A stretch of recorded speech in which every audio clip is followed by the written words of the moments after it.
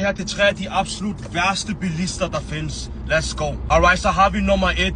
Den omvandrende gearstang. Den her person lægger op i røven og presser dig til at køre hurtigere. Lad os antage, at du kun må køre 50 på en 50'er vej, og der kun er én vognbane. Alligevel lægger de og presser dig op i røven. Prøv lige høre her, din klaskede mælkesnit, mand. Jeg vil skide på, om du kommer for sent til en aftale, eller om du kommer for sent på arbejde. Tror du virkelig, at jeg skal sætte farten op og få en fartbøde, bare fordi du kommer for sent på arbejde, din dumme hund, mand? På alt den her type tror, det er Fast and Furious, og at deres far ejer vejen, mand. Du er helt færdigbagt, hører du? Alright, så har vi nummer 2. Det punkterede bildækkel. Den her bilist lige her tror, at de er bedre end alle os andre. Bro, du kan komme kørende op til en rundkørsel, og du er på udkig efter folk, der blinker, så du kan køre ind.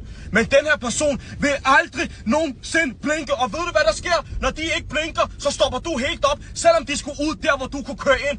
Hvad spiller du smart for? Kan du bare bruge de blinklys ligesom alle os andre? På grund af dig, så er der ikke flow i trafikken, man.